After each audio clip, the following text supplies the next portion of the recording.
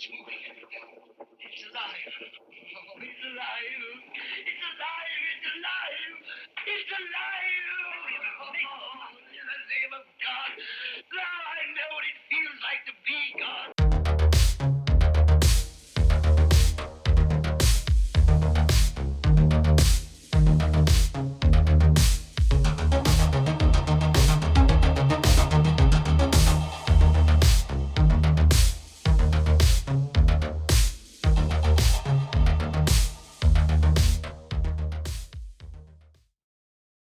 Hello, friends and fiends.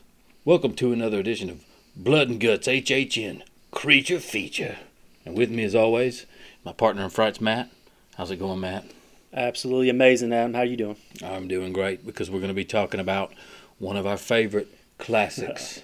And if you're looking at your calendar right now, folks, it's July 3rd.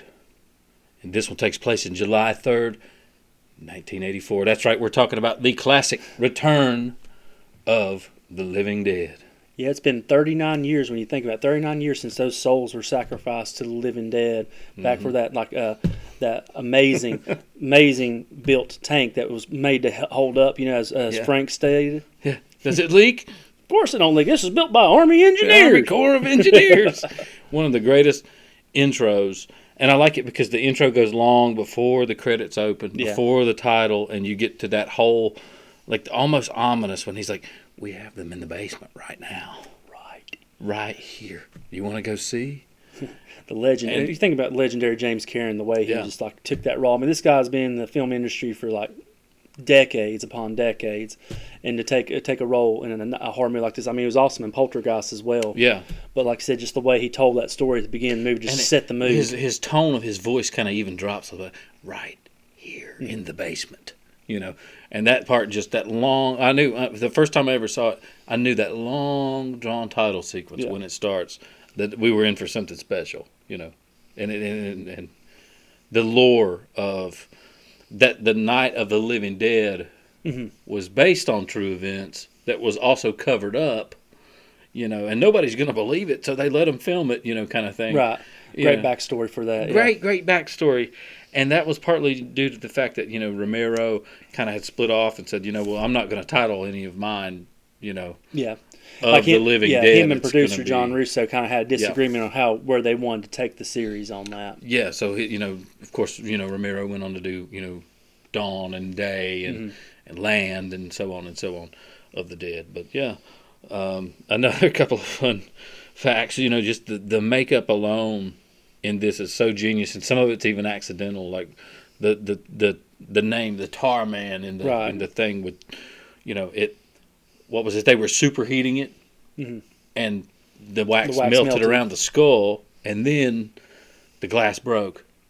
Right. But that was accidental. That part. Exactly, like I said, it wasn't really planned for. Man, that made it a perfect shot there to end it with. And then, like I said, it cracks open, so something's about to happen with this guy. Yeah, and it's just such a dark comedy film. And I mean, all of these characters are over the top. I mean, they're so over the top, but so well done. Oh, absolutely. Like, got the goth punk theme going on. And, like, I think about the documentary More Brains, if you've had a chance to see it. Oh, yeah. The one that plays Scud, Brian Peck. He wanted the role so badly, but he'd been typecast as like being a nerd, so he actually shaved his head into the mohawk, and went to the audition with a friend because he wasn't actually called to it, just because he tried to sneak his way in to audition for the role. That's how bad he wanted the part. But I mean, the rest of the cast, like you talk about Tom Matthews, James Cameron, we talked about him earlier, Clu Gallagher, Don Caffa, you think about him from Weekend at Bernie's. So but he's great as he's that so great. And mortician. He's just I think it was a Walther. Yes. I think it was a P-38, but I can't quite remember. But just what a horrible gun to have.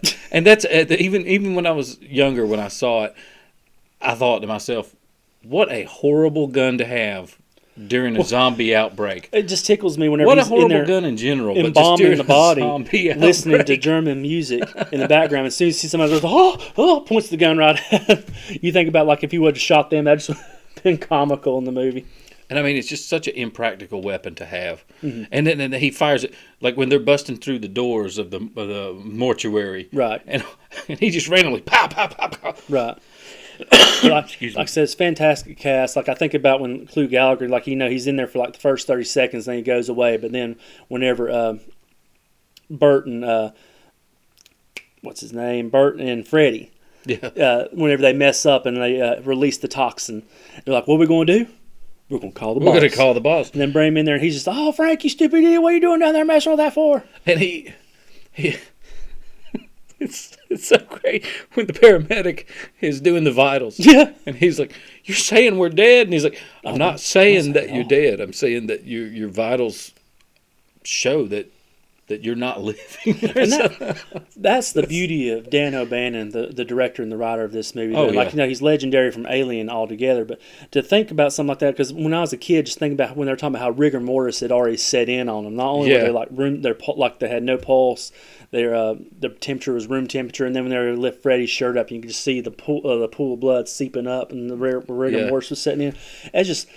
Man, it was horrifying as like a 10-year-old when I watched it. But man, that's just amazing attention to detail. And a lot of the details too, like when the zombies don't come after them. Like in those scenes, it's so chaotic that you don't really realize it until you go back and look that the zombies are rushing in the room and they're reacting to it, but the zombies are actually coming after the living people in the room. They've already started to turn. Yeah, exactly. Like I said, that's a little touching. Like when I first watched it, I didn't really catch it. But like I said, it comes out of the freezer box. Yeah, and just totally skips Bert and Frank and goes right to the boss because, like I said, they've already started slowly turning. So they're no good. Mm-hmm. And but the remainder of this movie, like I said, what's the beauty about it is it's a downer of a movie when you think about it because it's so bleak. Oh, it's dark. And obviously, if you haven't seen it, it's 38 years old now. you need to drop everything and watch it. That's but right. Just the way it ends, it's such a downbeat. You think like Empire Strikes Back, how it's a downbeat eating, but at the time, it's something you like because it's a shock value because you expect the good guys to triumph over evil. They're going to survive. You expect at least one or two of them to maybe survive. And you think about had they called the number earlier. Yeah. It still would have ended badly. Oh, yeah. And at the end, it still ends badly, even though the Army's accomplished their goal and you got them, the report is there's very minimal casualties, and I think it went over well, but then it starts to rain again at the end. Yeah. So anything that everybody did in this film was essentially just useless. Right. Because nobody's going to survive anyway. But you think about, like I said, the story, like the plot of it, was perfectly cast. Oh yeah, well written movie. Some fun trivia about Dancing in the Graveyard. I love it. Oh yeah, love the fun fact about that one too is the executive producer's like, we can't show this. We're going to have to you can't have her naked completely naked like that. So they had to take the character of Trash and build an apparatus to put over her nether regions. Yeah. Just so that on camera they knew they could get that R rating and not that dreaded X rating at the time to where they couldn't screen the movie. Yeah. Oh yeah. But like I said, it's a wonderful movie. The special effects, like I know they fired the first special effects guy, but one of his shots that stayed in is, to me, it's over the top comical, but it's still great in the movies when the skeleton rises up and still has its eyeballs. The mouth is open. Yeah. Yeah. Like I said, it's just beautiful enough. And what I think I read where O'Bannon didn't like that. Yep. At first he was like, that's not what, that's okay. We can leave it in, but we don't want that to be the takeaway. And then sure enough, it got used in a lot of the art, the promotional stuff. And he was like, damn, they've used that one thing that I didn't like. You know.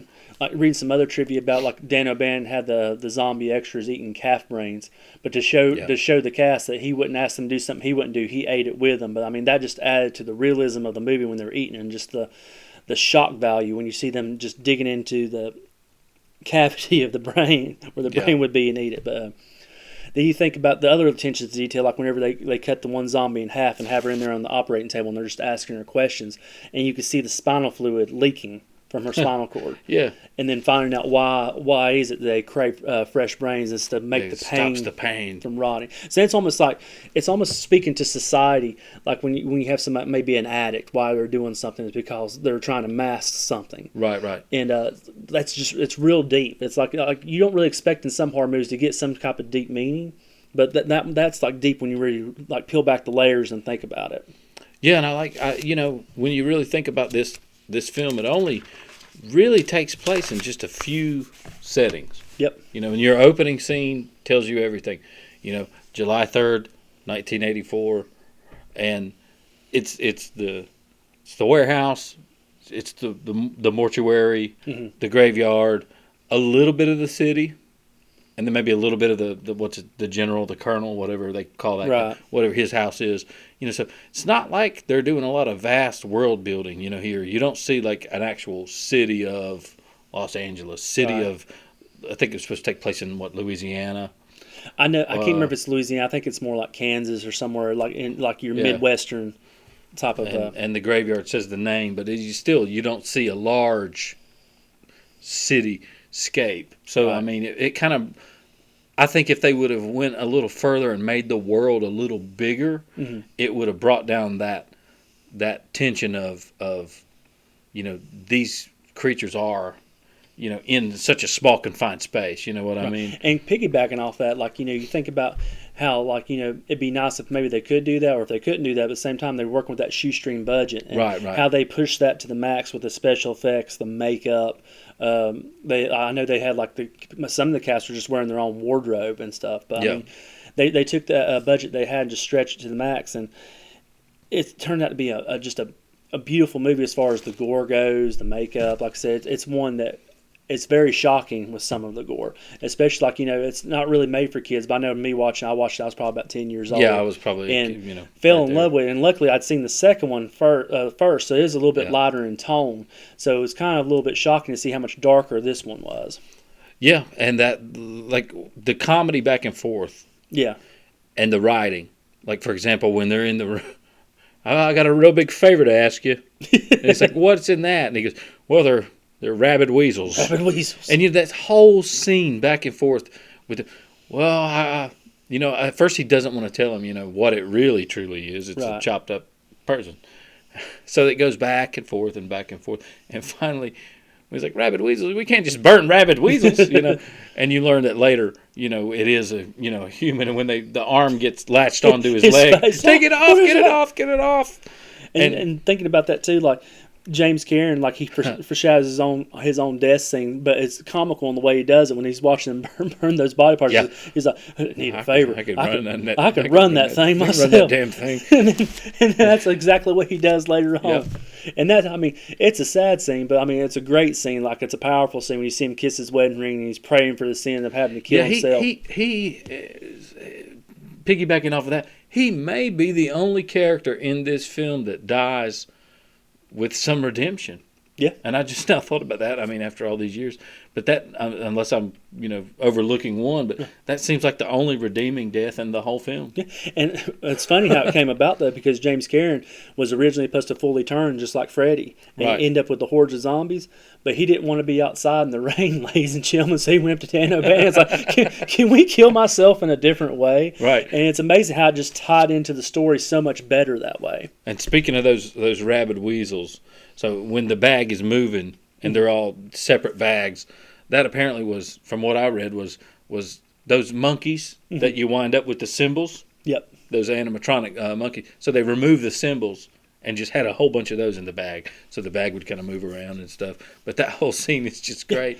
And it just goes back to that shoestring budget, because like you think about the butterflies at the beginning of it where they're flapping, all they're doing is like blowing air on and make the wings move back and forth. They were cut out of paper. Yeah, so I mean but they look pretty believable, realistic. Yeah, believable. I like to say that even now when I watch it, it looks great to me. And like just thinking about that there is guerrilla filmmaking at its finest. Like just coming up with little things. How can we make this work with what we have? Right. And no CGI, all practical effects. And I mean, I'm not trying to dog CGI in any sense, but I love that good practical effects, man. It's just that's what made me fall in love with movies and the magic of movie making. Like going off topic of horror, you think about the old Indiana Jones movies, King Kong, like everything done within camera. And this is a question just solely for you. I've never seen it in the what is it, the 4K, or not the 4K, but the 1080p remaster. What is it, Blu-ray high def or whatever you want to call it, folks.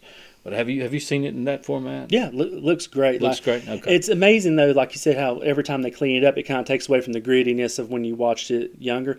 But now I don't know if it's still out there, but YouTube used to actually have a work print that has over 20 minutes of footage that had been deleted from the theatrical versions. And Nice. I can't remember if there's an unrated version or not, but Yeah. I'd watch that cut. But it is like off somebody recorded off an old VHS tape, and I it's think real that's grainy. the first way that I saw it was on a VHS tape, and then on just a regular DVD, no special features, just a regular $5 grab from the $5 bin.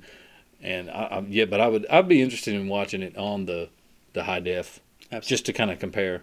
And I mean, But- thinking about more of this movie, like once it was completed, the executives of Orion were actually ghastly afraid of what they made. They thought it was going to bomb. One of the executives said it was just one step up from porn. So they had zero faith in this movie. Yeah. And so after hearing that, it makes me wonder why they even released it. But I'm glad they did. I mean, it didn't so make. great. It made a profit. It made $14 million back in 1985, but it gained its cult following on VHS. And it's like I said, it's been very popular. You think about pop culture now. This was the first movie that introduced that idea that the zombies didn't want your flesh, but they wanted your brains. And you Yeah, think talking and running. That's Yeah. the first one that introduced the talking as well as the run. Well, some of them walk slow, some of them run. It's kind of a mixed bag in this film, Right. but it's still pretty cool because they are sentient. They are aware. They are, And that makes it, like I said, that makes it a game changer because, like, Night of the Living Dead, they're just barely lumbering about, so you Right. can kind of sprint right by them. Or this one, like I said, some of them are sprinting after you and some of them maybe some of them are lumbering. lumbering, some are crawling. With their legs are gone, their arms are gone. And speaking of that one, the tar man and the makeup was, what was it, like a milkshake thickening agent, which they also used in the Blob '88. And that's what gives it that nice, like it really looks. They didn't use real tar, obviously, yeah. but it gives it that like thick, drippy, nasty black look. That's just like off the skeleton coming after you. And that character is so great too. Yeah. I love the Tar Man. Like I said, it's iconic when you think about the Tar Man. You think Yeah. about seeing him when he's first revealed, the tongue hanging out and his eyes wide, and he's like, Yeah. brains, more brains, after he kills Suicide. And you almost think that they're gonna triumph over him because he's down in the cellar. Uh-huh. And you got that loose step. Watch out for that third step. Yeah. Watch out for that third step. And so, but no, he actually gets the drop on him pretty well, and he actually figures out she's hiding in the Right. little broom closet or whatever, what have you. And he rigs the chain up onto it, pulls it open. Spoiler alert! And so he's sentient. Yeah. He knows what he's doing. I cannot remember the actor's name for the life of me right now, but like the body movement he does. when But he's yeah, he was a walking, dancer. remember- Yeah, exactly. The I mean, they actor done was a a great job dancer. hiring him, and he just had that Like body almost work like a contortionist, in a little bit of a way. and real skinny, so they could build those bones onto him to where it still look like there's nothing there. Right. But yeah, just a classic film. If you haven't seen it, guys, Yep. go check it out for sure. One last thing I want to touch on a little bit too is just like the soundtrack of the movie was. Oh gosh. Yeah, you got that. You got the you cramps. punk rock. You got yeah. the cramps in here. And right when they're boarding up the windows, and you think that they've got a chance of survival because you see them. They got a lead pipe, they got a hammer, they got whatnot. Yeah. You think they got a few weapons, right? Uh-huh. They're boarding up the windows. The song is playing. You got the cramps come in and they're playing. They're awesome. Pumps up the adrenaline. Punk rockabilly music, and you think, okay, maybe, just maybe, there's a chance of survival in this. Yeah. And then little do you know that everything is just full circle back to destruction. At the end, like I said, the military, Yeah. we've pulled it off. There's minimal casualties, and then the rain starts again. Yeah, and then the last thing with that soundtrack talking about it kind of ties into the marketing, like the whole they're back from the dead and they're ready to party. And they're ready to party. That song, yeah. you want to party? Oh yeah, Just get your blood pumping. Like I said, that was one of the first previews I seen too. Kind of reminded when we talked about the stuff in the earlier episode. I was like, man, I've got to watch this Just movie. you singing that right now is going to cost us $40,000. Yeah. just because I guess I better get out my son's checkbook on that one. get somebody's credit card. But yes, it's such a great film, folks. Yeah. And if you haven't seen it, 10 bones, 10 gold blooms, absolutely. 10 whatever Perfect you want to score. give it. So it's a good one. And July 3rd is upon us. So go ahead and do yourself a favor, before you check out those fireworks in the sky. Pop this in, have a couple of cold ones, have some hot dogs, some burgers, Popcorn. some popcorn, and just do yourself a favor and have a good laugh, have a good scare, and watch this dark classic. And I think it's just perfect film. So Yeah, it's perfect, and like it does have some sequels to it. Like I definitely recommend Part 2 and Part 3. yeah, After that, like the 4 and 5 that were made by Sci-Fi. yeah. After it skippable. kind of just gets a little bit, watered down, drawn out, Yeah. kind of thing. But yeah, stay tuned, folks. We're gonna have some more creature features coming for you soon. And as always, be sure to tune in to Blood and Guts. HHN. Brains. This one ain't got no brains.